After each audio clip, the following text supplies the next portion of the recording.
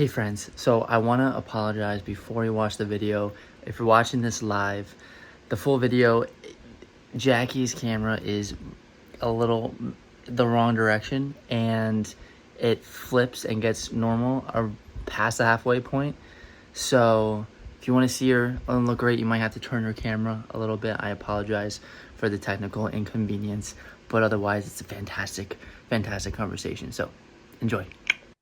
Welcome back to Lucid Living, and if this is your first time, welcome, welcome. I'm so happy to have you aboard. My name is Andrew Larkin. I'm an actor, model, performer, storyteller, breathwork coach, and today I'm going to be your host, your guide for today's podcast episode.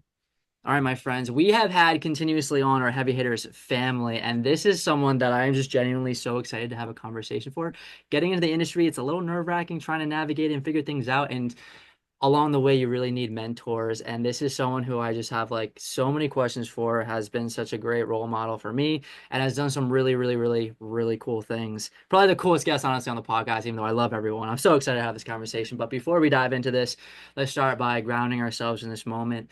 I'm feeling, let's do a 4-2-6 breathwork session. So we're going to do 3 rounds. That's going to be an inhale for 4, a hold for 2, and an exhale for 6. And as we inhale, we're going to inhale through the nose, expand the belly nice and big like you're filling up a water balloon. Hold for 2, exhale out the mouth for 6. And we're going to do that 3 times. Remember, as we inhale, as our exhale is longer than our inhale, we channel the parasympathetic nervous system, which is that rest and digest and recover, which just allows us to calm down and lead with a little bit more mindfulness for the rest of the day, whether this is your morning, your afternoon, or your night. So if you don't mind, let's take this moment for us.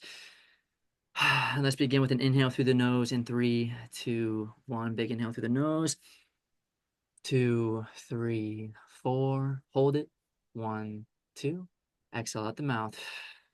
5, 4, 3, 2, 1. Inhale through the nose. 2, 3, 4. Hold it. 1, 2. Exhale out the mouth. 5, 4, 3, 2, 1. Last one. Inhale through the nose. 2, 3, 4. Hold it. 1, 2. And exhale out the mouth. 5, 4, 3, 2, 1.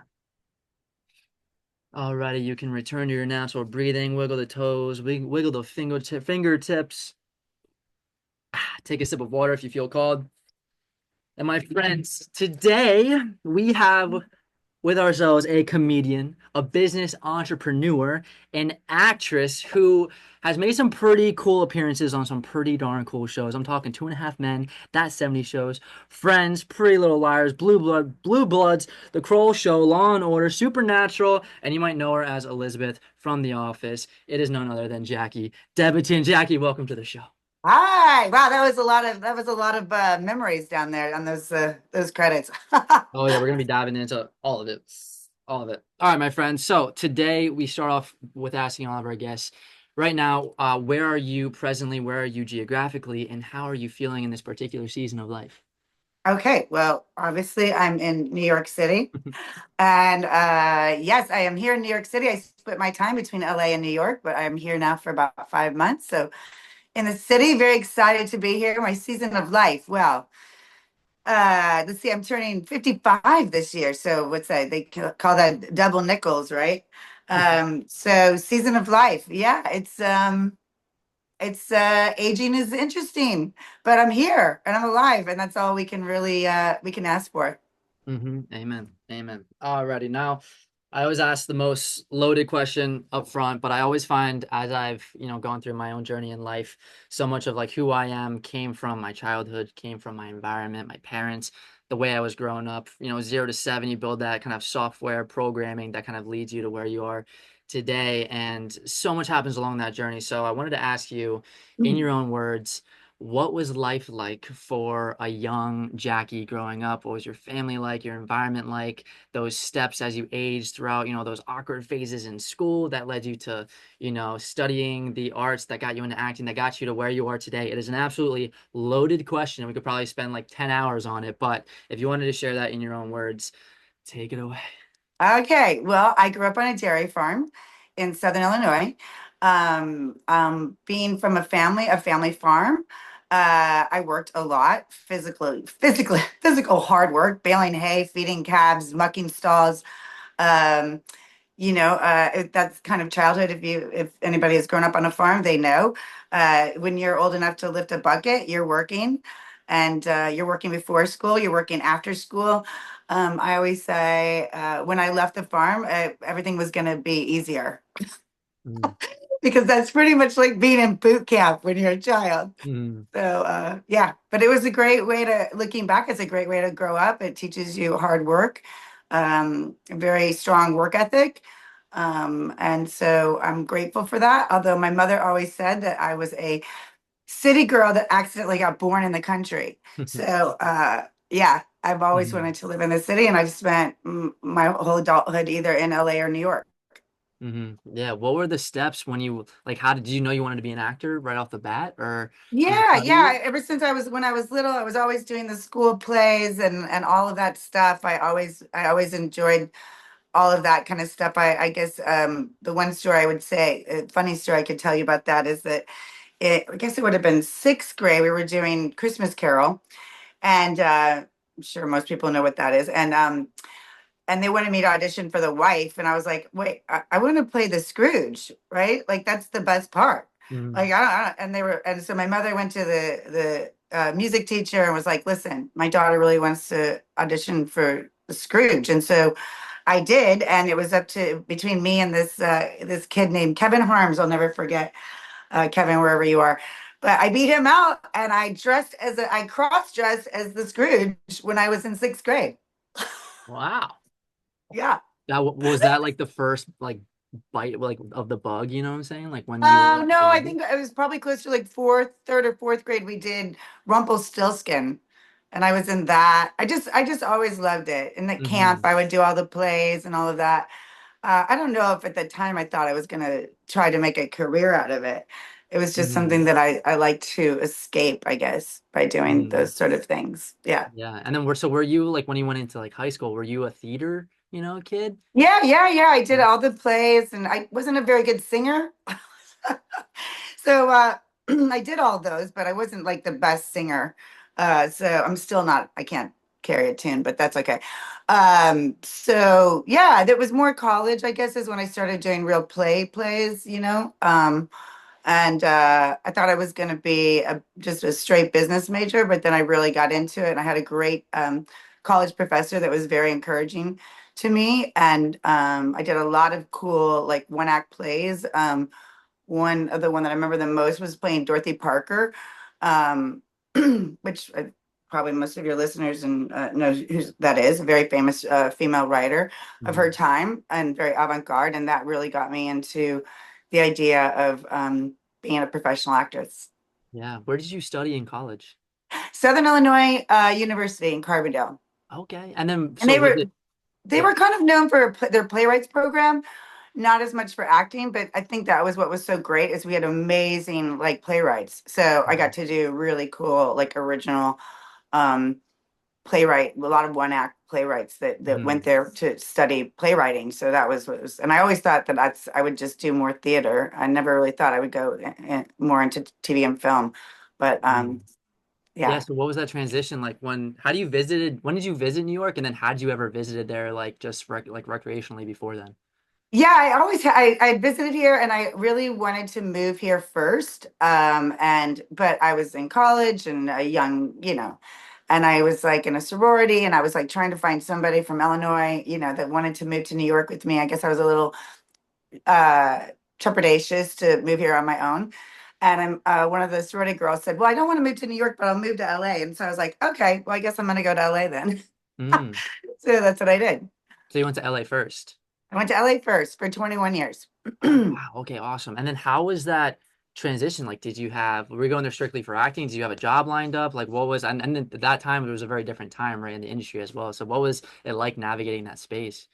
Yeah, I mean, a lot in a way, it was definitely the right move for me because, like I said, I wasn't a good enough singer to really be in New York. And in New York at the time, it was pretty much Broadway. You had to sing and dance, and you had to have like musical theater background. And I didn't have any of Mm. that. I had, more of like um, drama, comedy too, but more of like a stage actor, not a musical person um, background.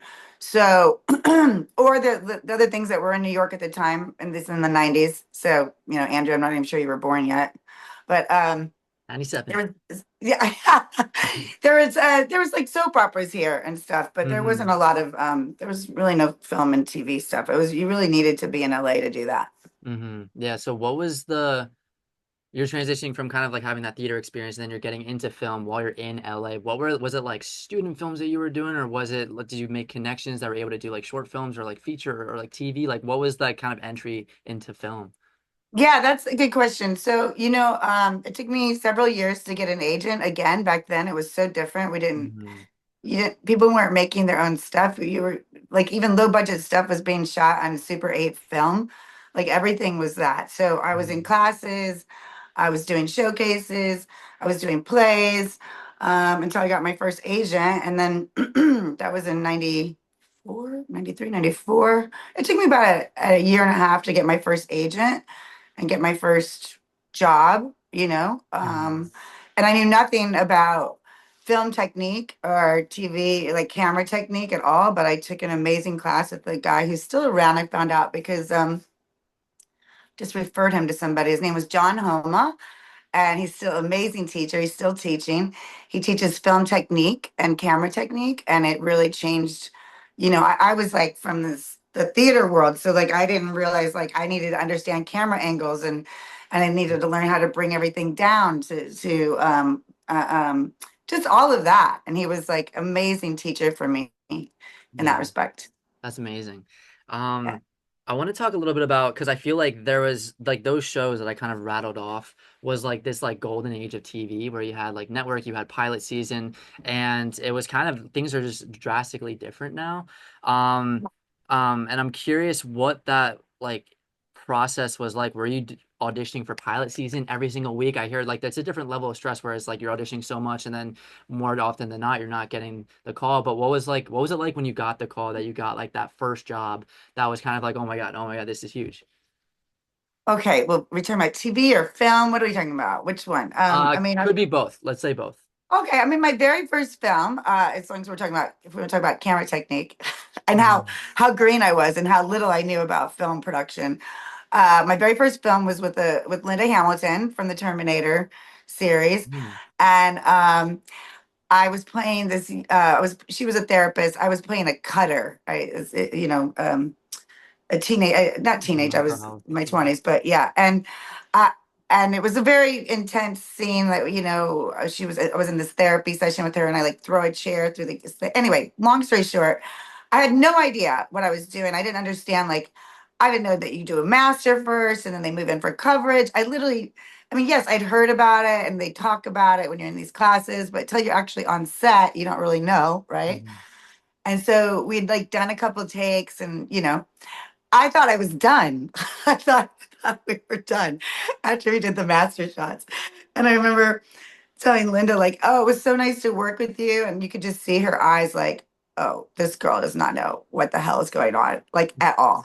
So she kind of pulled me aside and she was like, so how many movies have you done? I mean, this is my first movie was like, back in the day, was like a $10 million movie. And that was a lot Mhm. of money back then. It was still not Mhm. like a massive movie, but it was a big movie. It wasn't like my first job was like a UCLA film. No, Mhm. that was my very first film on camera, and I had no idea. So she really taught me everything on that. Like she was like, "Oh, honey, you're not done. We're not even like we haven't even gotten to your coverage yet." I was like, "What does that mean? I don't do what I'm doing." So yeah, so thank God for her because I probably would have gotten in my car and left. And they would Mhm. have been like, "Where did she go?" Um, so yeah, that was that. And then TV, yeah, TV was yeah, I mean, pilot season was definitely a thing. When we were young, and you would sometimes have 3 or 4 auditions a week. Mhm. Not just for pilots, but for guest stars or co-stars or recurrent, all of that. And we didn't even have fax machines. Oh my God, I sound so old. Holy shit. Mhm. Or emails. Mhm. So what you would do is your agent would call you and you'd drive to the studio and you'd pick up your sides the night before and you'd get them the night before, and you'd drive there. Your name would be on envelopes and stuff, and you'd go to your agent's office, and they'd have boxes where you'd pick up your sides for your next day's audition. And yeah, that's how we did it. It was a Hmm. lot of driving around. Um, Yeah. yeah. Um, what What was it like auditioning? Because I mean, right, like now everything's self-tape after the pandemic, but back in the day, you're in the room a lot. You're probably driving to different places. Like while you're also, do you have? Was it chaotic where it's like you have 4 or 5 auditions a week? You also have to like work a job and you have to like work. Like what were you doing for work? And then how did you balance like driving, auditioning, and doing all of that at the same time? Yeah, it was pretty much like doing two full-time jobs at once, right? So Hmm. I was doing some like which we'll talk about later. I'm also an accountant now, but I was doing some like I never waited tables. I That sounds terrible because I waitressing is so hard, and being a waiter and working in restaurants is so hard. I but I just sort of felt like I wanted a gig that yeah, I was good at accounting. I was good at bookkeeping. So I did these side jobs. I worked for other people. But yeah, and then I would also go to class every Tuesday, Thursday nights, and Saturday afternoons. Hmm. So I was doing all of that and working. So it was and auditioning. And then sometimes you get a job and then you lose your regular job because you're going to go do a job. And so then you're constantly like trying to find a new job to make money and a new job. Hmm.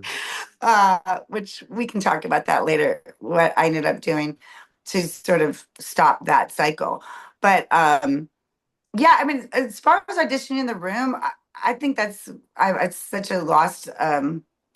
It's really hard for me because I still love that so much, and it's really self tapes have like changed the way I guess for you guys that don't really remember it as much it was something it was so exciting. It was like, everybody was in the room. Like you would walk in and there'd be, 7 people in the room and you'd have the executive producer and you'd have the showrunner and you'd have, the writer of that episode. And it was great because they were able to like give you direction. Like if maybe you just didn't understand the take of the character, right? But they thought like, Hmm. oh, there's something about her that is right. Let's see if we can just, tweak it here and there. And we just don't get that ability to do that anymore.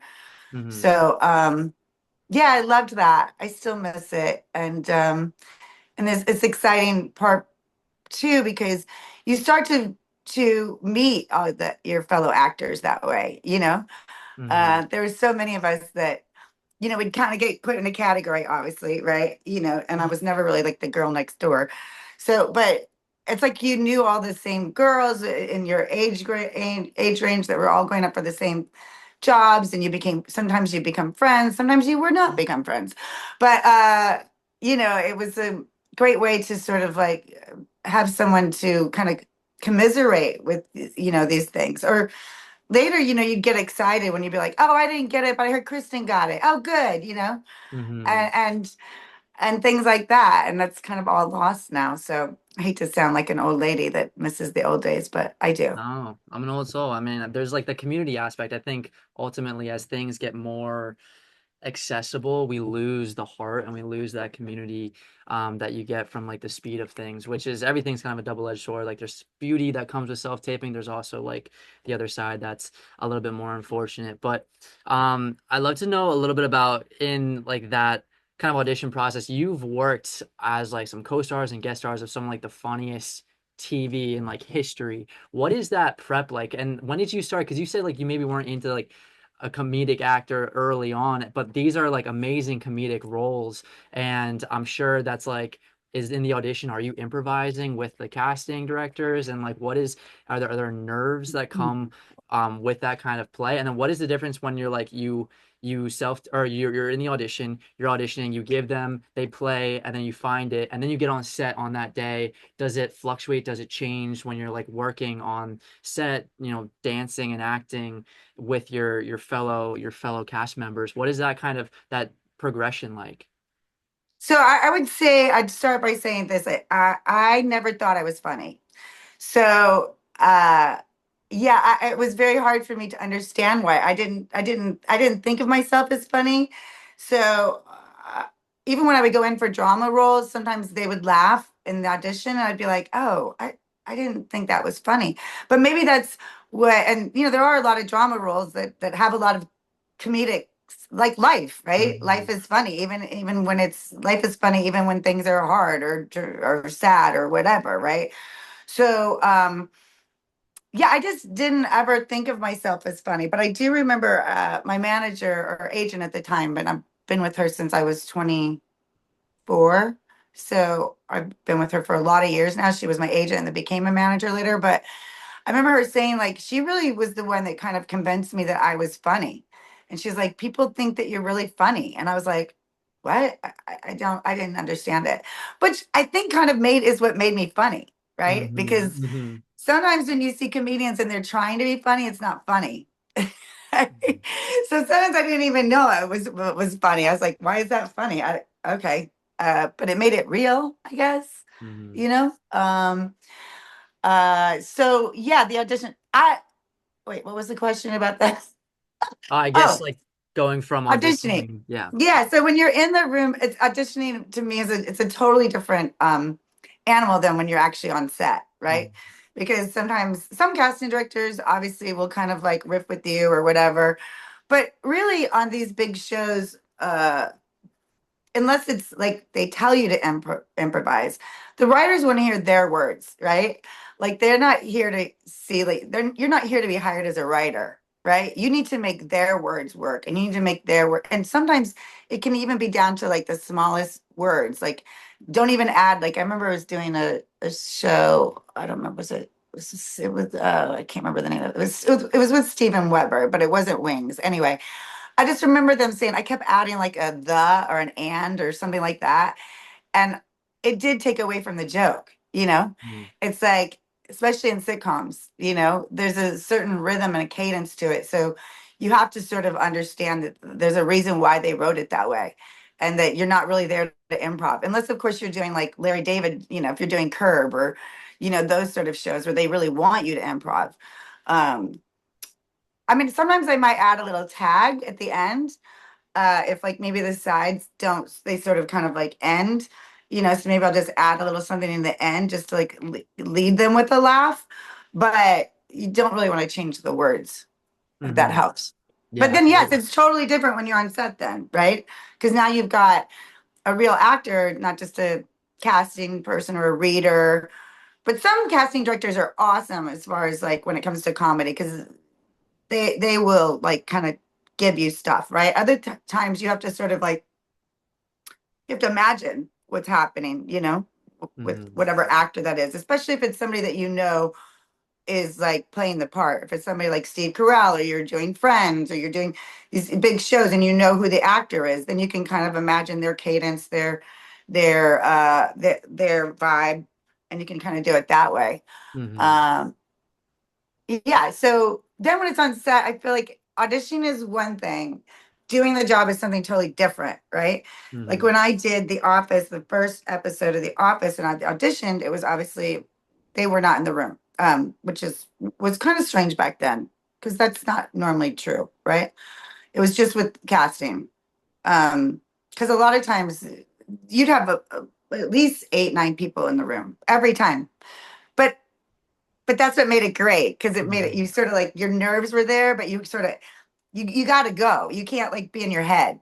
Like Mhm. now we go into self-taping and it's like you're doing 10, 12 takes, and it's just like it's just getting diluted and diluted and diluted. Mhm. Um, but for The Office, I had to dance, I had to do the dance, and I'm like dancing to an empty chair. I've said this on other podcasts. Mhm. You're dancing on an empty chair, trying to get your own groove going to be funny. So, Yeah. And speaking of The Office, we don't have to talk. I'm sure you've talked about The Office like into the ground because it's like the coolest role. And I was on Reddit and people were like, "You're their favorite character." Like it's amazing. It's oh, amazing. But because you that's the didn't, Office fans. They love yeah. they're amazing fans, and these people have watched the show 10, 12 times, and so Mhm. they know every small character, which is Mhm. amazing. Yeah. Yeah. What was it like entering the because what season did you enter on? Did you first come in? Well, let's see. Oh my God, I should know this, shouldn't I? It was like three or four. Or Steve was still there. Three, was it three that was Ben Franklin?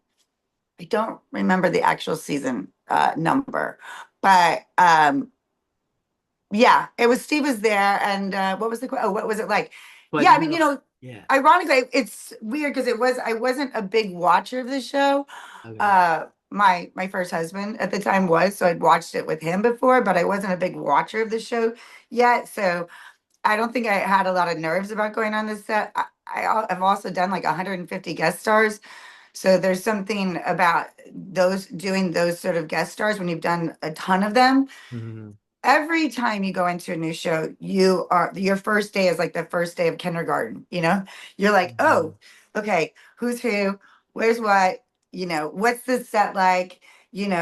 Every set was different, obviously, every set has a different energy to it. Some people are super welcoming to guest stars. Some people are sort of like, just like, there's the guest star. Okay, I'll meet you. And then, yeah, I'll see you on your scene, or see you when we work later in the week.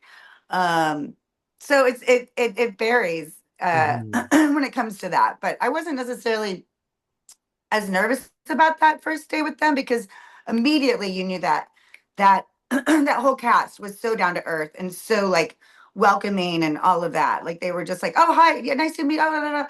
And it's not always the case. Right. Yeah, that's a great because I that was one of my questions is I feel like you're also it's like your first day of kindergarten, but it's also your first day of kindergarten coming from like another country, like and everyone already has friends. And I almost feel like it's harder to come in as a guest star and like feel like you belong when you're with people who have been every single day working with not just each other and the cast, but also the crew and getting comfortable on set. And there's like an ease to that and a rhythm that comes with that. But when you're coming in, like flying in from out of town, and then you land and you're here for a day or two, it's kind of jolting and it's kind of hard to like find the tone or find the vibe or do a lot of stuff. And you have like the technical proficiency of doing it, but it's also like very different. So, was that something that you ended up?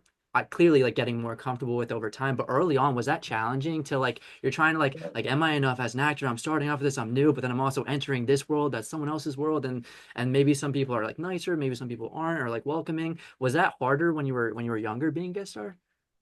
Oh, absolutely. And sometimes too, you find out from other actors, like what the set is like. So that's why we talk about the community, Hmm. as you get a big community of working actors that you're around and you become friends with them or whatever. And you're like, oh, I'm gonna call. I keep saying Kristen. She's probably wondering like who but anyway, I know who I'm talking about. And she would be, you call them and you'd be like, oh, hey, by the way, I'm going to do this show. Like, what's the set like?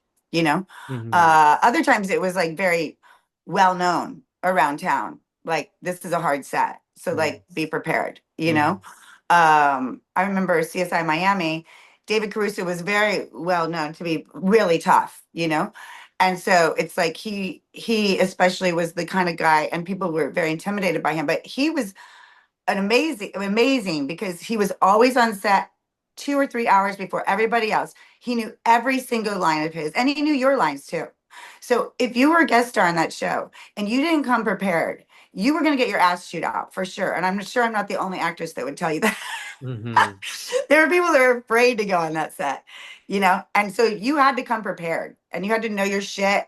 And if you did know your shit and you came prepared and you knew him, he was the loveliest guy ever, like Hmm. so great and so awesome. And what I really respect about that is, especially you have to understand as a guest star, these people, especially on dramas, are doing 16-hour days, 14, 15, anywhere it can be, especially on a Friday night, they may be going, till 2 a.m., right? And they're on set all day long like that, long, long hours. So they want you to get in there and be prepared, know your shit, and do the job. And I think yeah, but there are other times where you do feel like, oh, I don't think these people, but you also don't know what's going on.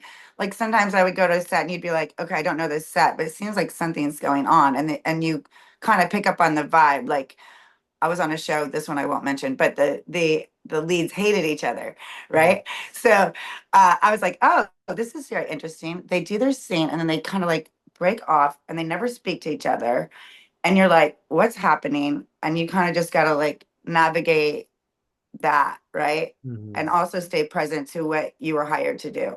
Hmm. Yeah. And as far as the crew, Andrew, I wanted to bring that up because you brought it up. It's really interesting, and it's also very something very good for everyone to remember if you're coming in flying in like I did on one episode here or an episode there. I was very diligent about making sure that I knew everybody's name. What's the DP's name? Who's the prop guy? Who's my and remembering everybody's name. What's the first AD? Who's the second AD? Remember their names. The day you get there, get everybody's name down and really remember it, because then you will feel more comfortable and you won't feel like an outsider. You're like, oh, Jared, what's the ETA? Like, how long do I have if I'm going back to my trailer? Or things like that. But if you know everyone's name, also it's respectful to them, you know, Hmm. I love that and they song. appreciate that. Yeah, because one of my favorite books is How to Win Friends and Influence People. And Dale Carnegie says a person's name is to that person the sweetest and most important sound in any language. And it's so true Mhm. and so real. And truthfully, like when you're on set, like if you're able to put yourself in everyone's shoes, like it's chaotic. Like you're saying, 14, 15, 16-hour days, everyone's got their own thing, like trying not to mess anyone else up, but also trying to do they're professionals. They're like top 1% in the world, doing what they do. And it's a lot of times you probably don't feel seen a lot. And for like an actor out of the blue to come in and like know someone's name, it's like the biggest gift that you can give someone that costs $0. And it can also have there's like I think there's such a spiritual component in this industry where we Yeah. live in the unknown so much, and that's where miracles exist. And so much I've heard, just like I've listened to so many podcasts and so many interviews and so many stories of actors talking about, this kind of happens, or they didn't get this job, which opened up the door or portal to get something else. And sometimes it's an Yes. act of kindness on set where that person remembers you because you were personal with them that got you like another job. So was there ever like I don't want to say like a spiritual moment, but like where the world manifested in a manner that kind of got you an opportunity that otherwise you're like, how did that even just fell in my lap? How did that happen? Has that ever happened to you? Yeah, I mean, whether I know this is a true story or not, but it's definitely something that I believe happened. So obviously I did an episode of Friends, right? Hmm. And I spoke to Lisa Krudo about this movie that she had just done, and I didn't even work with Lisa on Friends at all. We didn't have any scenes together, but obviously on a sitcom, you're there all week, so you see everybody. But I remember telling her, I was like, "You were so good in this movie that I saw," and da da da da. And she was like, "Oh my God, that's so nice of you. Like, I didn't even know anybody. I don't even feel like anybody saw that movie." And I always found her to be so hilarious, even back when she was like on Mad About You, and she's just so good. And anyway, later, I don't remember how many years later it was, but she produced a pilot called All In with Janine Garofalo, and I played Janine's has been showgirl in Vegas, Oh. and she was the she was the executive producer. And so, as long as we're going to talk about how you test for pilots, because back then you tested in front of the whole studio, and then you tested in front of the whole network, right? Hmm. Uh, and so afterwards, I read at network, and and I anyway, we were all walking out, and somebody stopped me, and they were like, "Can you come back?" And I was like, "Okay, sure." And I was like, "What's going on?" I not know what's going on, because this is not normally how you find out, right? They usually call your agent, and then you Hmm. find out, right? And they brought me back into one of the casting director's rooms after everybody left, and Lisa Kudrow was there, and she's like, "I just want to be the first person to tell you that you just got this job." And it still brings tears to my eyes, because it was such a supportive, amazing moment that you don't always get those moments. You find out through your agent, and you're maybe screaming on the phone on the street, right? But the fact that she did that and was there and to congratulate me, was amazing. Pilot never went, but that happens a lot. Hmm. Yeah, the gifts. Oh, I love that so much. I mean, so much again, in this industry, but also in life, is relationships that you build, and it's amazing how just kindness goes so far. It goes so far. Yeah, so far. And I think that was like a true exchange. Maybe I don't know if she remembers me talking to her friends or any of that, but obviously she knew I was on it because she was one of the executive producers on the pilot. But and she would have known that. But it's like, yeah, there was some exchange of like kindness. there. Mhm. And again, sadly, it's not always the case. But Mhm. Yeah. you take it when you take the kindness and you can get it, and you always give it, constantly Mhm. give it. Even I've worked on sets where people weren't nice to me, and kind of were like, oh, she's just a guest star, whatever. But you just be kind no matter what. Yeah, because they always say it's not always what you say, it's how people or how you make people feel. Ah, I Yeah, love if that. you're Oh, someone I you're also have another story about that. I can't remember who the Mhm. actor was. It might have been Brian Dennehy, but don't quote me on that. But was it him? Anyway, somebody, it was either him or somebody of his caliber I did a pilot with. And he said, always hang up your clothes at the end of your day. It's respect to the wardrobe, people. Don't just trash don't just come in and take off all your wardrobe, throw it in a pile and leave. Like Mhm. these people worked long days, so hang up your wardrobe, put your jewelry back down in their little, in the kits that they have for you. And that goes a long way. People remember that. Crew remembers that. Yeah, absolutely. All right, but the last thing I want to talk about with The Office is this was one of those from what I've just like seen you sharing, and it's kind of like the gift that keeps on giving. Everyone remembers Elizabeth. Like you are such an iconic character on the show, and you're also like to this day still doing fundraiser events for it. So what was it like? I mean, I'm sure you were recognized for so much of your other work, but this one really things kind of I felt like popped off. What was it like once you really got recognition? Maybe in the streets for the first time for a role that you put so much, love and energy into. Well, strange. I'd already played so many strippers in my life, which is probably where I got it to begin. I'm not a real stripper, right? You know this, right? I'm like, yeah, Yeah. no, no. Although I do have a funny story about that. But yeah, it was strange because it was to me, it was like it was a small part. Wasn't like, I don't even remember the first time it happened, but I do remember some things that would happen, especially because I moved to New York, and right after the finale, I moved to New York, like literally right after, because I came here to do a play off Broadway. So I did the finale, and then I moved to New York.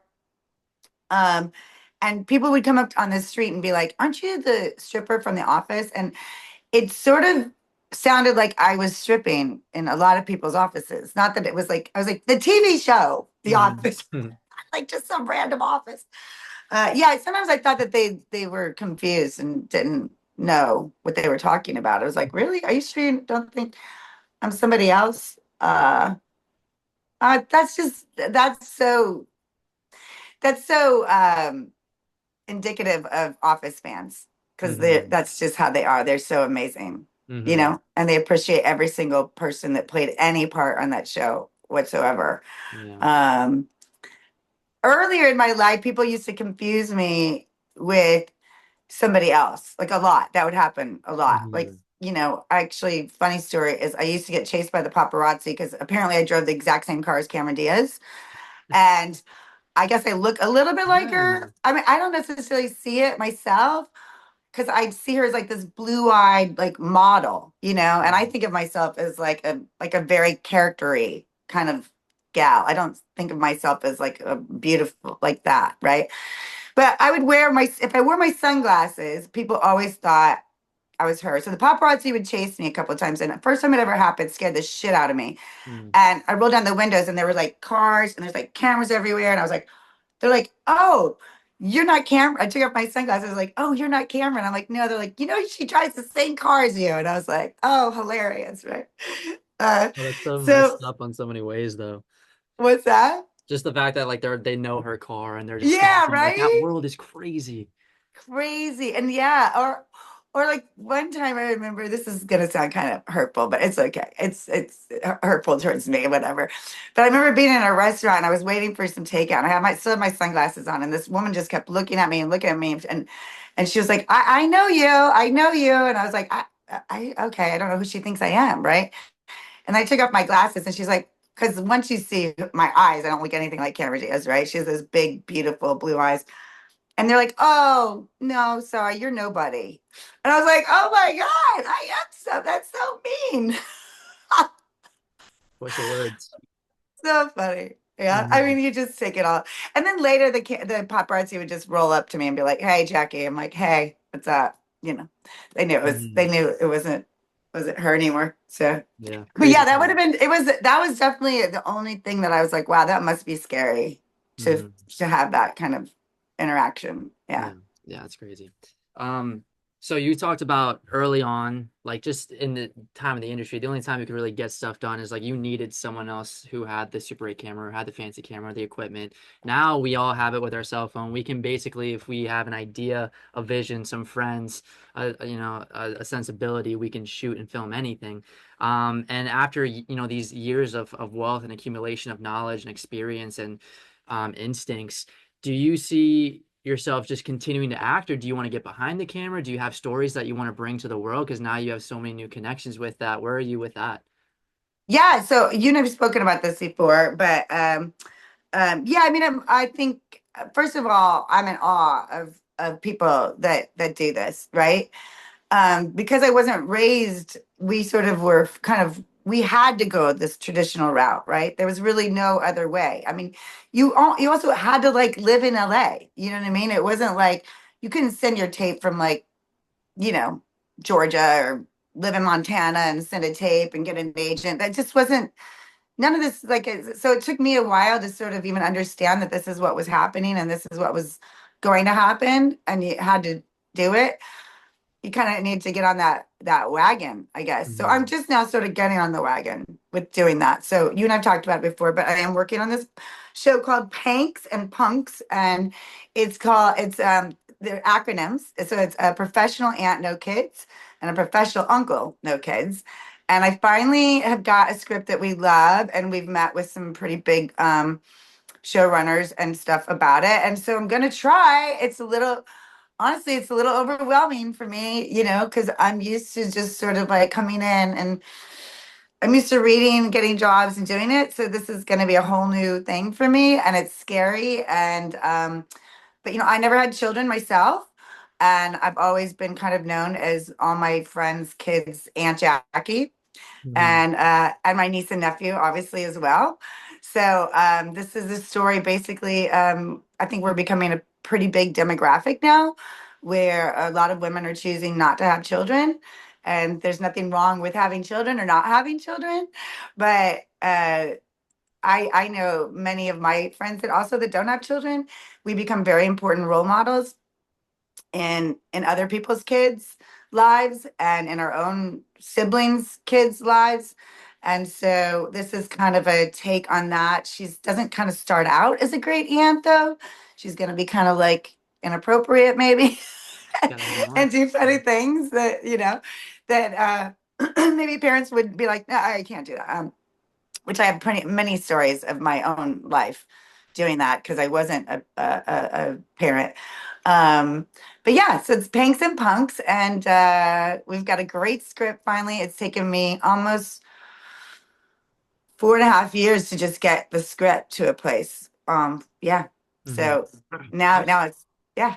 I'm So so I'll let you excited know for it. more soon on it. And Yeah. yeah, I don't know if we're gonna try to get a showrunner. I don't know if we might try to do what Heavy Hitters is doing and maybe start shooting stuff ourselves first. Right now I've got a really great casting director who is many of you will know Sherry Thomas, who's also who did Breaking Bad and Barry and Handmaid's Tale and everything. She's been a dear Mhm. friend of mine for 20 some years and she's helping us, she'll be more of a producer on it versus a casting director, but obviously is giving us some access to some great actors. And if for any reason Chelsea Handler's watching this, I'm trying to get it to her because if you know Chelsea's comedy, she talks a lot about not having children. She talks a lot about being an aunt. And I just would love for her to somehow I want to get it to her because I think this is she would be the most amazing executive producer or anything she wants to do on it. I'm trying to get Mhm. her in it. So get Oh, her to get involved in it. I see the vision. She's amazing, and I remember you talking about it before, but hearing it again, I'm like, this is such an amazing concept because it's so like niche. It's like I don't think I've ever really seen this kind of concept on screen before. Thank you. I What that's what was I think too. Yeah, and it's relatable and it's like funny. And I'm just like, I think it's gonna be amazing, and I'm so, and the fact that it's like scary, I'm sure you already know this, is like so good because like that's how we like grow. That's how we like Matthew McConaughey was in that rom-com stage for so long, and he like had to actively turn it down because I'm like, I'm not scared anymore. I'm not challenging myself, and I think that like promotes growth and that like creates kind of that fulfillment in our lives that we keep striving for. So I'm rooting for you. The guys, the angels are with you, Jackie, because it's gonna be amazing, and the world's ready for it. The world is ready for it. Thanks, honey. Yeah, I mean, it is getting to the point too at my age and my career is that it's sometimes hard to. There's not, there's so many famous, really famous people that want to do projects that are coming out that I just have to trust that I do think I'm telling a story that has not been told. And I think that there's like I said, a growing demographic of women out there that relate to this. So, Absolutely. Absolutely. And there's always something about like a niche thing is always ends up being universal. So it's gonna be amazing. It's gonna be amazing. and then it's also punk. So it's also professional uncles with no children. So Oh, so we've got both. We've got both sides of the story, and yeah. So I don't know the demographics on the men that don't have children as much as I know about women that don't have children, but I know it's a lot of people out there. So. they're out there. They're out there. Amazing. All right. Now, I also love talking about mentorship with a lot of the guests. And I feel like in the industry, I'm sure there were so many, whether it was someone that was with you for like 10, 15, 20 years, or just someone like Lisa Kudrow, who like you just had like a small interaction with, but like is a mentor in your own right. So, who were some people, and this could be like really young, like a first grade teacher, or people like in the industry that just helped guide you in making certain decisions throughout your career and your life? Well, so I guess I'd start with my manager because I met her she was a young agent when I met her. I had just done the one thing. I'd just done the Linda Hamilton movie. That was it. Um, and it wasn't even that big of a part necessarily, but it was an interesting character, right? Because she was a cutter and it was dark though. It wasn't funny. That's why I say I didn't get into comedy till later. Mhm. But and I remember calling the director and asking if any way I could get a piece of tape, anything to try to get an agent. Hang on, let me just get this out of the way. I don't know why that's happening. Sorry about that. I don't know why that phone call came in. Let me go back. Can you see me? Mhm. Okay, good. Um, Let me get back to this. Sorry, I hit the wrong button. Now I can see you. I lost you for a second. Sorry, babe. Yeah. Okay, now I can see you. Um, oh gosh, sorry. This is a client of mine, which we'll get into later. She will probably call me 5 times. Sorry, we'll get into Uh, the accounting too. But yeah. Yeah, we'll talk about that. That's one of these clients, but she's Mhm. she's a an older lady and she's probably will call me 5 times. So until she finally gives up and then I'll have to call Mhm. her back. Um okay, so I did that one film, that's all I had. Then I had was in a class and there was an actor and he was like, you know what, I think my manager, my agent would really like you or something. Was she or his agent or his manager, I can't remember what it was, but it was thanks to this guy that I even got an agent because he recommended me and I just knew him from a class. He quit acting like a year later. Right, but I've been with her since I was 24. So, and I'm 55. So, so she has been instrumental to me in the sense that there was many times where I was extremely disappointed and I mean, tears and I don't want to do this anymore and I'm quitting and she was always like, "You're not quitting. You're not quitting on me."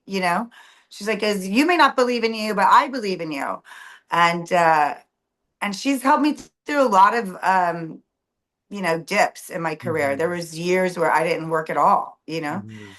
And I think if it wasn't for her, yeah, she's been my and then now I have another agent who I've been with for 15. She's my manager now. And I have another agent and I've been with him since I was 30. I left for a couple of years when I came to New York, went to another agency. Then I went back. Anyway, blah, blah. That's a different story. But he and I stayed close no matter what. But he too is, um, I was with him when I got my very first pilot. It was 20. Oh, wait, it was not my first pilot. Sorry. Anyway, I was with him when I got several pilots. Like there was like a streak of my career where I would get one every year, you know. None of them Mm-hmm. went, but Mm-hmm. but he still to this day is like, he watches all my tapes, he gives me notes still. He's like, when I'm like, oh, that was, don't even send that, that was terrible.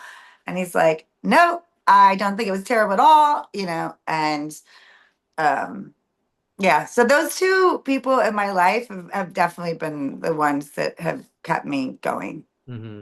I love that. And I'd love to take a moment, if you don't mind, to talk a little bit about mental health kind of specifically in the industry as well, because now it's much, I feel like it's much different now, the way we kind of talk about it versus 20, 30 years ago, you know, when it was maybe a little less Yeah. of something that a lot of people can actually accept in their lives.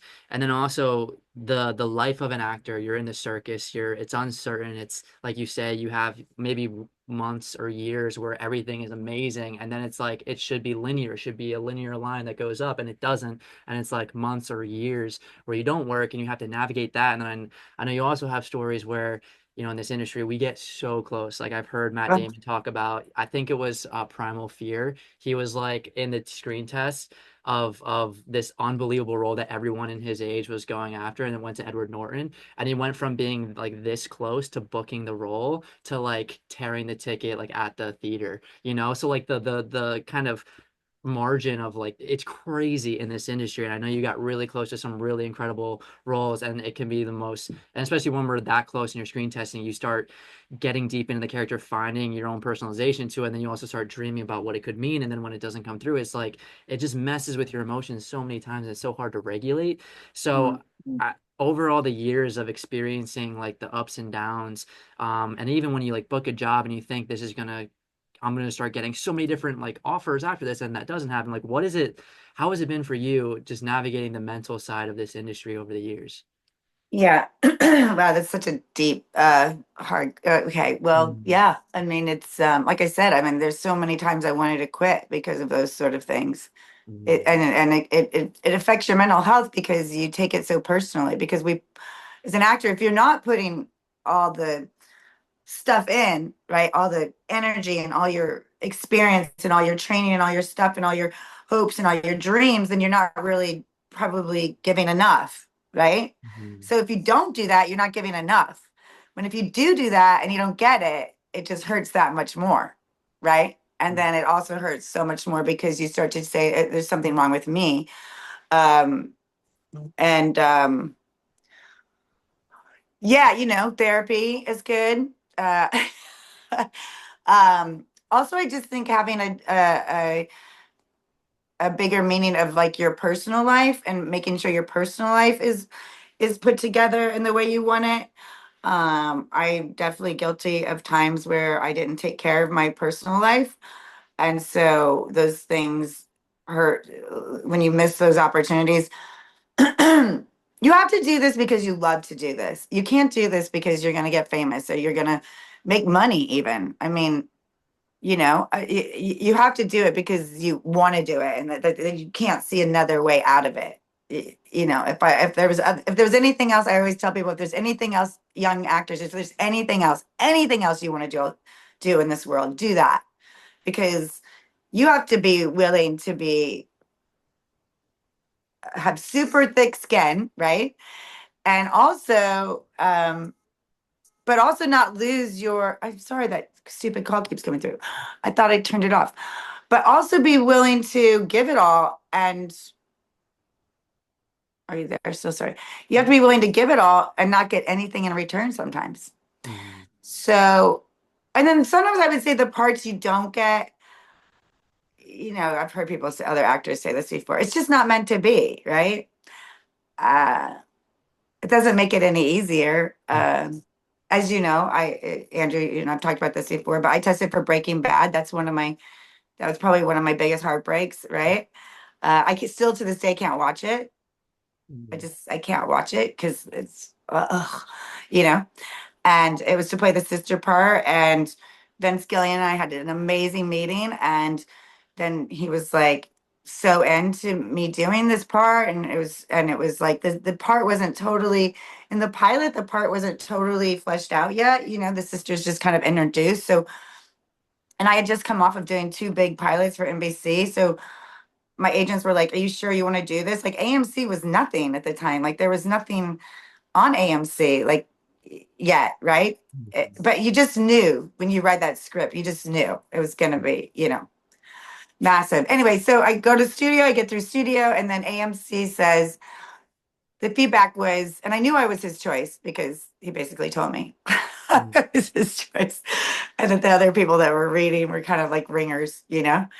They started all over before they got Betsy to start again, right? Start casting it after I didn't get it. But AMC said, we just don't believe that she's from a small town. And I'm from a town of 350 people and a dairy farm. I knew more about like the epidemic of meth labs and that sort of stuff than Vince. He was like, wow, you know more about this than I do. Because I was like in the country and that was like, grew up in the country. Those were, that's sadly where a lot of that was born, these meth labs out in the middle of like nowhere land, Mhm. right? So when I didn't get it, at the time it was like you just let it go. But then when the show became big, you're sort of like, and I'm still reading for hooker number 5. Yeah. Mhm. Or whatever. Maybe not that, but you understand what I Yeah. mean. Um, so it's heartbreaking, but then as time goes on, I go, well, I wouldn't be here. I wouldn't have met, okay, that's my dog. I wouldn't have met, there's so many people in my life I wouldn't have met, Mhm. right? Including my husband, my second husband now, because my life would have been so different. Georgina. And so that just has to be where you have to get. And you have to Mhm. be willing to say, this is where other good things happen because that didn't. And maybe it's not even good things in the industry. Maybe it's just good things in life. Mhm. Yeah. Oh man. So I'd love to hear you talk about like there's a lot of darkness in the industry, a lot of downs in the industry, but like you said, like the only way I think you can truly sustain this is if you love it. So what are the things that you love about this industry, about being an actor? Oh gosh, so many. I love the process of I love the process of like learning about new characters. I love the process of learning about new people. I just read for something where it was like this woman that lived in Staten Island and she's like into like, it's very funny, cool part. I didn't get it, but I was close. See? Still, Mhm. Mhm. still on hold. Great part. I thought I was perfect for it. I knew I was right for it. But she was like into like all these like herbal medicines and like she was into like and she's a very funny, crazy, weird character. And so Mhm. it's like just learning about those sort of like things, which is why as you get older and it's important to live your life and not just focus only on acting. You need to travel, you need to learn about someday all these other things that you're doing will be like, oh, that's perfect for that character, right? Oh Mhm. shit, I'm so glad I went to Italy, I'm so glad I did this, I'm so glad I you know just did different things that I never thought would help a character, right? I'm just doing it for myself. So I love that. I also just love the feeling. One of the things I love the most is the family aspect of being on a set. Very few shows was I able to do like more than a couple episodes, but um, when I did According to Jim, they were near the end of their run, so I got to do 5. I got to work with Penny Marshall. It was amazing. But it was my one a little bit of a taste of knowing what that would feel like because to have like your have a family with you. Oh, speaking of my family, here comes Georgie. Um, so yeah, I love the family aspect. I know, honey. I know, honey. I love the camaraderie you get, with being on sets and all of that. I don't get to work nearly as much as I used to. So, um, but when I do, I remember that's what I love about it. The family, almost creating a new family. Mhm. Absolutely. Alrighty, now I want to dive into a little bit of the business entrepreneurship. You said you Yeah. studied a little bit of business. I think in this industry, like the hardest thing is having those survival jobs where you have to work for the man or work for someone else, and then you get stressed out, like you have to call off to get the audition or like do the things. But truly being an entrepreneur, as challenging as it is, is like I think one of the best supplementary jobs to have as an actor because you can make your own hours. And then also it's like very actors are entrepreneurs essentially. Like we are our own business. So there's a lot of parallels that you can kind of use and like utilize that skill set into your business. And also like having an accounting business is really cool because I think a lot of, at least for me, definitely, and I know a lot of friends starting out in the industry and probably people even in the industry, like understanding finances is challenging. Understanding finances as an actor is also even like more confusing. So how did you get into becoming an accountant and then starting your own business? And then how has that just been for you? Yeah, so it kind of started with it started with like one job that I got working for the CPA, and then I got fired a lot though. You know what I mean? Like I got Mhm. fired. I worked for CPA firms, like do overload or whatever, and then I'd get a job and I'd be like, I'm gonna be gone next week. They're like, it's April 12th, like, or Mhm. April 5th. Like, what are you talking about? No, you can't do that. I'm like, yeah, well, they're paying me $10,000 for the week. So I kind of do that job, I'm gonna Mhm. go. So I lost, I would get fired. And so it was sort of like, I finally realized I was like, I can't do this anymore. Like I've got to start my own thing. And so that's what I did. I started my own bookkeeping business. It started very small. It was just me doing it, running around. But like the greatest thing about that gig, and especially then, is that they didn't really need to see me. I could do things, on my own. It's kind of a very solitary kind of job, not like waiting tables where you have a shift, right? Mhm. I mean, I can't tell you how many times I've done accounting in my trailer, where I'm like, oh, I've got like 4 hours off. I have my laptop now, obviously when we got to having that kind of technology and whatnot, and I would be doing my other job in the trailer.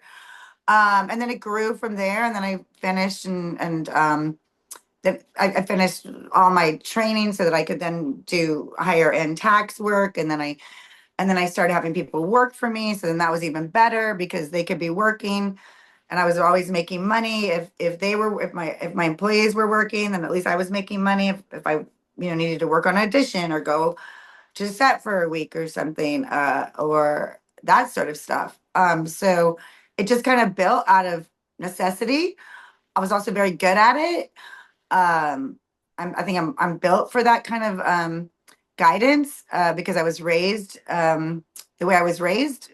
Being on a family farm was also like an entrepreneurship. So I watched my mom and dad, have to like figure out how to like how much milk are we gonna have? How much feed do we need? How much, do we need to buy more? We need to buy more acreage. Do we need to do this? What cow makes the most milk? I mean, I could go deep into like dairy farming. Mhm. But be seeing it as a child, right?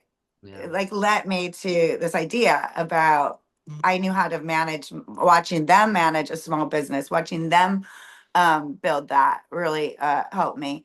Um, I don't think they ever thought that this is what I would do. I don't think I ever thought I would do this. I don't think, but it ended up being great because I have a lot of clients now that are actors. I have a lot of directors. In fact, I one of my biggest director clients I met on set when I was recurring on a show, and she was like, Mhm. "I heard you were also an accountant. I hate my accountant," and and then she hired me for like I do her taxes, but she also hired me to do Pretty Little Liars and like other jobs. You know what I Yeah. mean? So like, it's a funny thing. But it definitely for me, I knew that when I was in my early 20s, I hung out with a bunch of actors that were in their 40s. And these actors were like amazing actors. That some been on Broadway. They'd done big films, they'd done series that maybe only lasted a couple of years or whatever. And then I saw they were broke.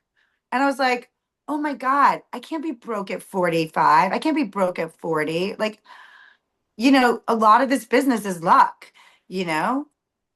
Mhm. It's just true. And so I just knew I wasn't going to be a struggling poor actress for the rest of my Mhm. life. So I had to do it. And Yeah. it worked out, Yeah. I mean, it worked out in the sense that I'm 54 years old. I own two homes. I, I definitely would not have the lifestyle I have now if I had just counted on acting. Mhm. So. People have misnomers about actors. You see my resume and you think like, oh, she must have tons of money. It's like, no, it's Hmm. a lot of years with not making money. Some Yeah. years with a lot of money, but yeah. You Yeah. need something else. Plus, it also keeps you grounded. It keeps you, I feel like I'm babbling here, but it keeps you grounded. It keeps you in real life. Because sometimes what I see with actors and artists, they get so in this like hooey wooey world, and like you're kind of missing like what I know what it's like for normal people, because I still work in this job, right? So I also see like really talented actors that have been on series that have money problems, or walls in their career. And it's just so easy to think that everybody else has it easier than you. It's just not true. Hmm. Yeah, that's a great point because I feel like the purest artists like don't want to throw away the business side because there's like no creativity in the business, but like so much of this industry is the business, and if you can't play the game or understand the game, then you kind of get left behind. And there's like some of the best actors in the world that nobody knows their name because of that game, and then also the luck aspect as well. And then also kind of what you were touching on, I think it's crazy where like people can project so much. Acting's such a weird thing because you're so open to the public where everyone feels like they know you, but nobody really knows you. They see your credits, they see what you've done, they see how you portray yourself through a character, and they feel like it's like music. Like a musician makes music, it's theirs, and they give it out, and it's no longer theirs, it's someone else's. And Right. it's a weird thing acting, but a lot of beauty in it. There's a lot of beauty in it. All right, Jackie, That's right. I literally have like again like thousands of questions I could ask you, but we're getting Okay. close on time. So we talked about the present, we talked about the past a little bit. Now I want to take a moment to kind of visualize the future. Um, Sometimes I'm like, let's like goals, ambitions, dreams, 10 years, 20 years. They're like, what do we want that to look like? But I also believe in the idea of like kind of talking and speaking in silence and letting the work speak for itself. So I'll let you answer this question in any way that you feel called to. It could be a mood board, it could be a vision board, it could be colors or feelings. 1 month goal, 1 year goal, 5 year goal, 10 year goal. But how do you see or feel that future kind of playing out for you, or what the one you want to manifest? Yeah, well, I guess first is, working on Panks and Punks is, but like I said, that's definitely going to be something. And, I've already had a lot of setbacks on that, Hmm. you know, so that's okay. Cause it's like, in some ways, I'm definitely used to like being able to like overcome those things. I also just want to have, I'm married now, newly married, well, 3 years. I have stepkids, because again, I didn't have children myself. So I have three stepsons, grown stepsons. Two of them are getting married. So I'm going to have like a whole, I miss, there was a part of that kind of like family thing I missed and not in a bad way. I didn't think I was maybe meant to be a mother myself, and that's okay. Um, um, so I have that whole joy of experiencing them, and also mentorship to young artists and actors. Um, I'd love to do another play. I did a show here in New York in 2023 that lasted for a year, and it was really amazing and fun. It's a lot of work, and you don't make a lot of money. So, there's a reason why a lot of people get confused about, you go see I just saw an amazing show on Broadway this past weekend called Just in Time with Jonathan Groff, which is insane. It's all about Bobby Darin's life. It's amazing. But anyway, some people don't realize that you don't make a lot of money. That's why they call Astoria Actoria, because a lot of Broadway actors can't even afford to live in the city. Hmm. But I loved doing it. I'd love to do something like that again. Um, but I also just want to enjoy my life, right? You start to realize as you get older that don't know how much time you have, like as far as like you want to be healthy and happy and able to do those sort of things. My mom's turning 80 this year, and I'm taking her on a nice trip with my family and my siblings and nieces and nephews and my niece and nephews, and that's really important to do that. I've Hmm. sacrificed a lot. Uh, there's many things I didn't do in my life because especially back in like what we talked about in the 90s and even early 2000s, you had to be available. You had to be available. So there was definitely things that I missed out on. So my regular life is just as important as doing my artistic endeavors as well. Does that Mhm. answer that? Does that make sense? Absolutely. That's beautiful. I can see it. Alrighty. And to wrap things up, we have a few rapid fire questions because we're a very official podcast here. I love that. Jackie, right now, what would you say brings you the most joy? Oh, what huh. I mean, really just all my friendships. Hmm. My friendships, so grateful to have like people in my life that I've known for 30 years. Um, whether they're in the industry or not. My dogs, my husband, my health, Mm. I guess just that people still do. I even still get to audition for things. Like, my agent has said before, like, I've been frustrated recently. And she was like, I was like, God, because, getting close to some things. And she's like, but Jackie, you know what? People still want to see you. Like, people are still like, is she available to read for this? Like, there are people that don't even get that. Hmm. So I have to be grateful for Hmm. that I even have that option, that they want to still see me put something on tape. Hmm. Right? Yeah, absolutely. All right. Now, what are your top four values, would you say? Ah, mm, kindness, generosity. Mm, wow, wow. Maybe I should have worked on this. Kindness, kindness, generosity,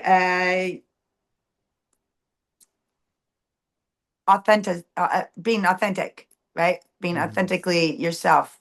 You want to be able to be authentic around, and you want people to feel like they can be authentic around you. So if you're authentic with them, they will be with you. And probably truth, just being truthful about whether, even when you're upset with somebody or disappointed, just, so many times I think, especially as a younger artist, actress, you want to just like play it off and be like, no, I'm not upset. It's fine. It's fine. It's like, no, feel the feeling, be upset, and then you'll get through it. So that's being truthful to your Hmm. feelings and your emotions. Yeah, great answers. All right. Now, I always like kind of sit with like the intention of the show, and I really want to take moments to kind of celebrate the guests. So I want you to, as you like kind of like reflect on life, the first thing that pops in your mind, what is a moment of pride for you where you just felt proud of yourself in a particular moment? Just in as being an actress, or just in life. It could be life, it could be anything. First thing pops in your head. Oh, well, the first thing that popped in my head was my father passed away almost 8 years ago. Uh, he always thought what I did was kind of silly. He didn't really understand. He's like, what do you do? He doesn't understand the acting thing. Farm man, like, Hmm. a true like family farmer guy. And so when I got Two and a Half Men, that happened to be one of his favorite shows. And he came out to the taping, and he used to always think what I did was ridiculous. He'd be like, "Oh, it's ridiculous. They pay you that much money. That's so stupid. What? That's stupid." Yeah. You know. And but he came and saw it live, and it was just amazing. He was like, "Wow, I had no idea." Like him seeing the sets and what it takes to and how many people it takes to create this show, and to see him be proud of me, and laugh and yeah, just get it. That was pretty cool because Hmm. I think yeah. Yeah, that's beautiful. All right, now what is, if you had to say, is your spirit animal? Oh, it's got to be a beagle. Mm. So yeah, I've had 5 beagles in my life. I was just showing Andrew my new one.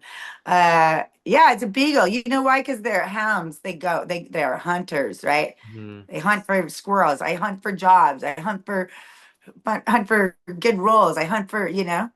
they're tenacious. They never stop. They will literally, Georgie will sit at the bottom of that tree and just wait for that squirrel. So much patience, That's right? cool. I love it.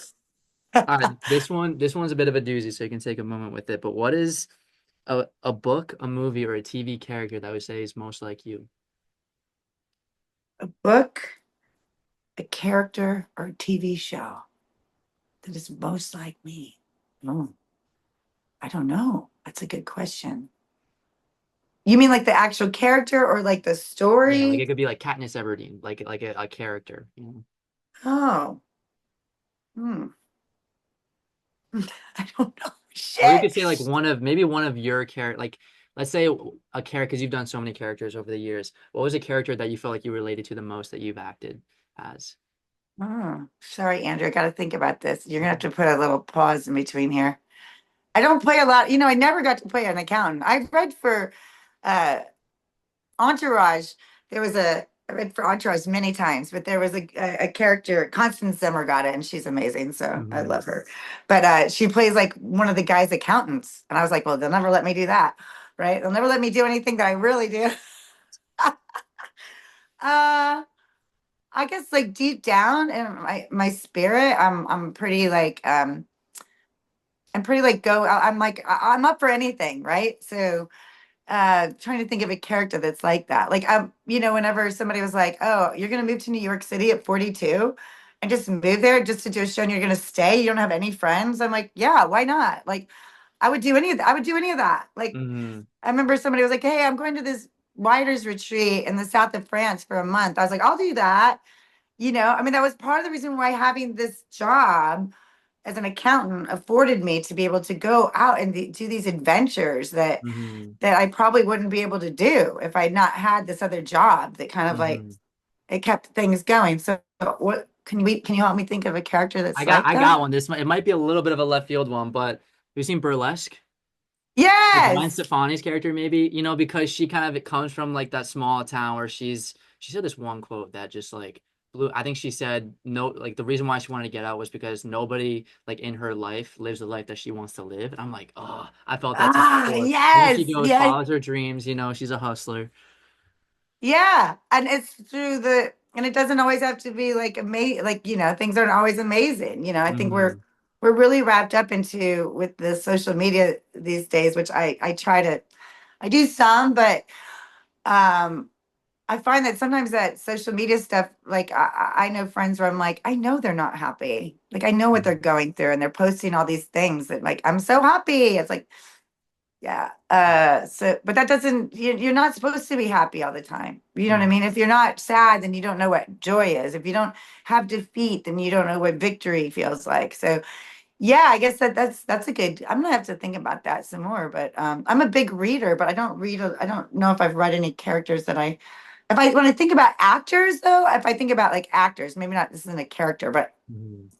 I think of myself when I was younger. I used to have a couple cast directors that always used to tell me that I reminded them of a young Jennifer Coolidge. Of From course. yeah, Hmm. because I used to play more I did play some of those more dingy characters. I think I'm kind of like, I'm more like, she's more like airy and I'm more like rough, tough sort of thing. Hmm. But I relate to her in the sense that she's always willing to play a wild character and do wild things and do it. Yeah, that's how. And look at her. I mean, she's 60 some years old and just, or I thought it was so funny watching White Lotus this year, and I was talking to people, and young people doesn't don't know who Parker Posey is, and I'm like, you don't know? I mean, like she was so big, I'm like, oh Hmm. right, you guys don't even remember all the amazing independent film work she did and all of Hmm. that. Like I'm in awe of like these actors that kept going, and um, yeah, I just want to keep going. I guess, like they said, there's no, what are you quitting for? No one cares if you quit. Go ahead, quit. No one's calling the Hollywood Reporter to tell me that, oh, Jackie Debatin quit acting.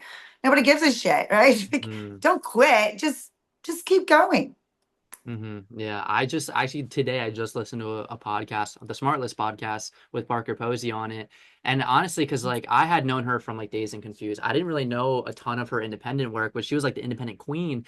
And it's She crazy was, because now she's like finally getting her flowers, I guess if you could say, because like social media, like the word of mouth can get like spread so fast with White Lotus. And she's been around for so long doing like the most incredible work. And it's like now she's getting her flowers, which is crazy. So you never know. You never know when that next one's around the yeah, corner. yeah. And that's what I say. But you also can't let fame and that sort of stuff hold you back from your own happiness. Like there's nowhere to get, you know what I mean? Mhm. You keep doing it, but if you're doing it to get somewhere, then you could be setting yourself up for Yeah, some it's the journey. more disappointment, right? All right, there's a podcast, Alicia Oxy. She's super cool. She has a podcast called That One Audition, and in it, she always asks every actor, "What is that one audition horror story?" So I'm curious, in all those in-person auditions that you've had, have you ever had a horror story audition? A horse. I have a funny story. I love funny stories. Okay. Because you were talking about the stress of like driving from here to there. And like that's so back in the day, right? It was like I remember I had two callbacks in one day and they always had producer sessions. And because there was no taping, there was no cameras like this. They couldn't tape it. You had to be there live in person. And like I said, sometimes it'd be the creator, right? Blah, blah. And so my two callbacks, one was for Wings and one was for Friends. And I was like, and the producer sessions were like within like an hour, less than an hour of each other, right? Because the producer sessions would be like, and that's why they'd only bring in like their top 10 choices or something, right? Eight sometimes, whatever. Mhm. And I remember my agent going, well, you can't make both of them. So you should pick one. And I was like, oh no, I'm going to make both of them. Okay. And one's at Paramount and one's at Warner Brothers. Now, if you know LA, that means I'm like down on like near Melrose in Hollywood area. And then I got to get all the way over to Burbank, right? Mhm. And totally different types of characters too. So I have to like figure out how to do all this and make both of these producer sessions. So I go to Wings. I get there first. I beg them to let me go first. I was like, please, please, please, I have this other one, you know. And then I'm now driving to Warner Brothers, and I'm driving like a bat out of hell, and I'm changing in my car, and I'm like, okay, and I'm running, and I'm like, I knew they were gonna, and Leslie Litt at the time told my agent, like, you know, they won't hold for her, so like, you know, so I'm running. You're gonna die, Andrew. You're gonna die. So I'm running. And Warner Brothers, you had to go park in this weird lot, and then you had to run into the gate through security and check into security, and then get to this one room, right? Where it was called the hall. It was called the Warner Brothers hallway. Everybody knew it as, and every single show cast in that hallway, right? Mhm. So I'm running, and I hit one of those parking things, you know, where that stops your car, one of those cement things, Okay, yeah. and I tripped, and I fly across the pavement, like on my whole body, and my whole face is like on the pavement. And I just get up and I keep running, right? And I don't look down. I don't know. I just went in, and I just go in, and I go in, and I'm walk into the Friends thing. Obviously, I didn't get this time on Friends. And they go, "Are you okay?" And I was like, "Yeah, yeah, I'm fine, I'm fine." And I kind of look down, and I'm like, "Oh." And then they're like, "You're bleeding." And I was, I have like blood gushing down my neck. I was so committed that I was going to make both of those auditions. Yeah, I didn't get the Friends that episode, but they saw my commitment. Mhm. And I go to the bathroom, and I have like black, like tar down my face that I was like trying to rub in. Anyway, I was very committed. And But that's kind of a funny, I guess, audition story. yeah, that's funny. That's great. All right, now what would you say is your comfort film? Might not be your favorite film of all time, but that one film that you always go back to. Love Actually, probably. Hmm. Yeah, I love that on so many levels. I love that Hmm. movie. Yeah. Mm. What is an artist, an actor, producer, director, someone in the creative space that you look up to? Artist, actor, creator that I look up to. Wow, there's a lot. Hmm. Um, I just mentioned Jennifer Coolidge, Parker Posey, um, mostly comedians stuff. I mean, Chuck Lorre, who did, Two and a Half Men and so many other great sitcoms. The kind of sitcom days are kind of lost on us now, but I always loved them. I always loved because it was the most like doing theater, right? Ken Kawapis is a dear friend, um, and he was also directed, The Office, and I've known him for many years because we grew up in the same neighborhood. And I actually just met with him about my show, and he's always there to like give me advice and like he's an amazing director, but he's also just an amazing creative when it comes to like reading scripts and like digging deep and finding like finding the meaning of the characters. So yeah, King Kawapa is probably still to this day. Hmm. That's amazing. This And yeah, might yeah, be. but your viewers would basically know him from The Office because he directed a lot of them, right? Mhm. But he also did so many other um, great shows and movies and stuff like that. So, Yeah, this might be kind of a similar question, but I mean, we hear so many times where people say like, "Don't meet your heroes because your heroes will let you down." And I think it's like the saddest sentiment ever. And I'm curious, who was like that one person or a couple people where you were so excited to meet this person, and you've like looked up to this person, you've never met them before, and then you met them, and they just like exceeded all of your expectations. Have you ever had that with oh, someone?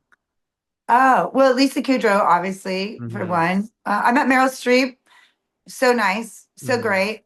I mean, I didn't talk to her for very long, but yeah, she was very gracious. And so I met her through this other actor that we were at I was like, oh, I don't want to go over there. He's like, yes, you're going over there, you know. Hmm. And I'm sure I'm sure that can be overwhelming to have people constantly come Hmm. at you like that, right? But yeah, I mean, Meryl, I mean, she was so nice. Most of the people that I met that, did I ever meet any of my big heroes though? Maybe I haven't met that many. Maybe I haven't met tons of them. I haven't met Jennifer Coolidge yet. I haven't met, I did meet Parker a long time ago. She's amazing. So down to earth. I don't know. I don't know. My mom's my hero. That's a great answer. Yeah, I love that. she's great. And she's still my number one fan. Yeah. So, That's yeah, amazing. she wouldn't let me quit either. She's like, "What are you quitting for?" You know. Hmm.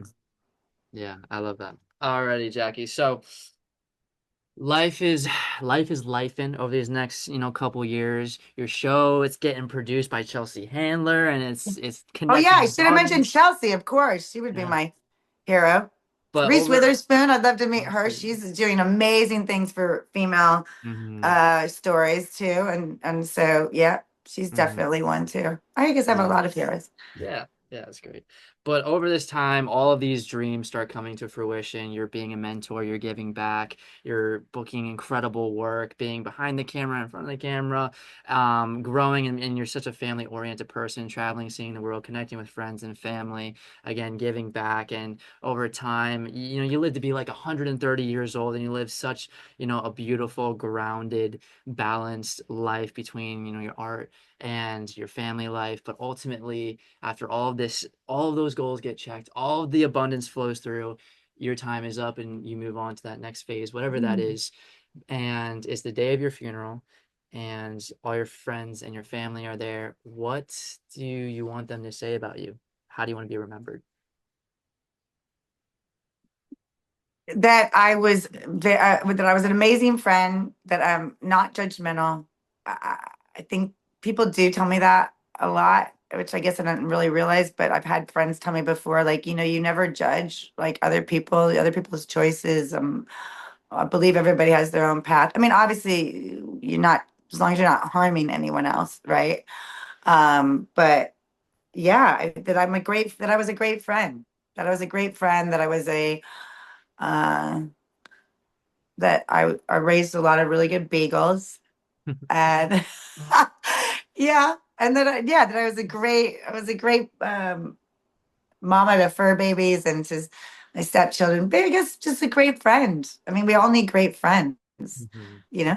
That's mhm, really important at the end of the day. No one at the end, like you said, when you're talking about leave, it's no one's gonna care,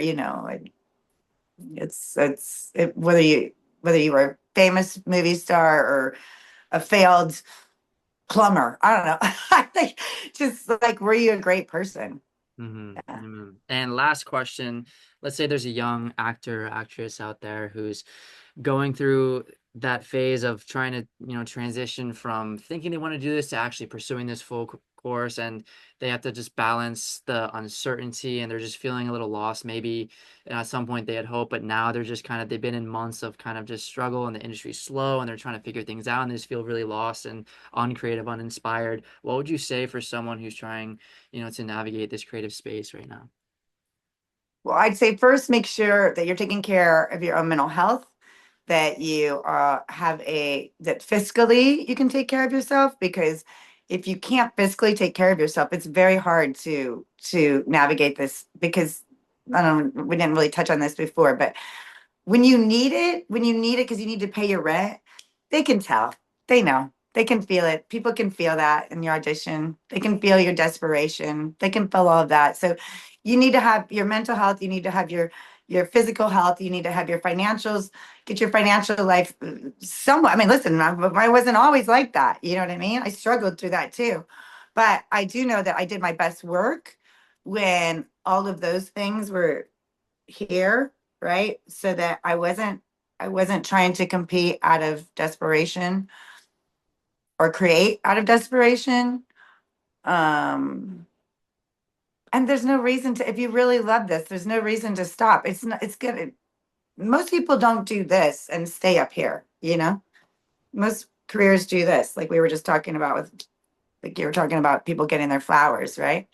So it's really the journey of it. I do wish, I would say slow down, enjoy it all, because life goes so fast just in general. Sometimes I think about some of those jobs you listed and I'm like, oh yeah, that was fun. Oh yeah, that was fun. You know, you don't want to miss the fun part. You and I've talked about this before when we were talking about heavy hitters, Mhm. is that you have to enjoy the actual process of it, because where it goes is very rarely in your hands anyway. Yeah.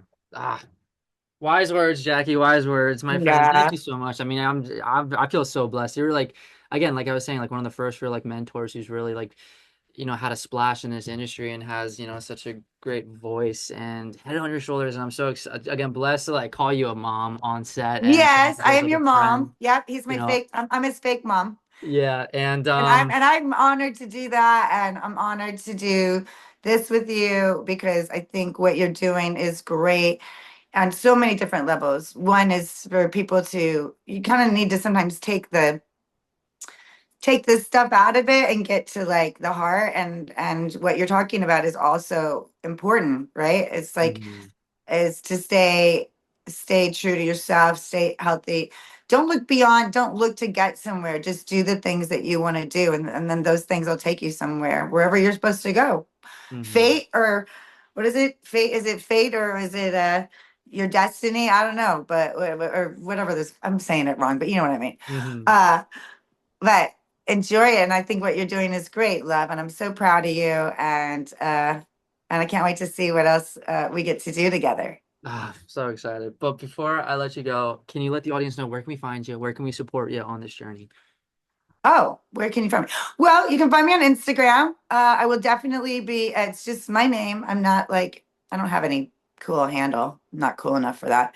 So it's just my name, Jackie Debatin. Is that what you say? I'm Hmm. also on Facebook, but yeah, I'll be talking more about Panks and Punks as we go along, and follow me on that. I mean, I think eventually what I'll do is probably start a Panks and Punks state. The idea would be to start when we're just in the bit. We've got everything registered, but I still want to get it trademarked, and I have some things like that to do. But we've got it all registered with the DGA, and I mean WGA and all that. So once we get it going, I want to start something so I can hear people's stories. I want to hear people's you know, Panks and Punk's story. If you're Hmm. a woman or a man, or they them, or trans, or whatever you are, and you have stories of not being a parent yourself, but the things that you've done, whether they were mishaps, which I had many, or good things that you've done, I want to hear those stories. So I'll get that up and going and tell you about that later. I love that. It's such a great idea. All right, Jackie, thank you so much again for Ah, being here. You're such a light. I just love you so much, and I'm so excited to see what else you continue to do in this journey. I love you. Love you, son.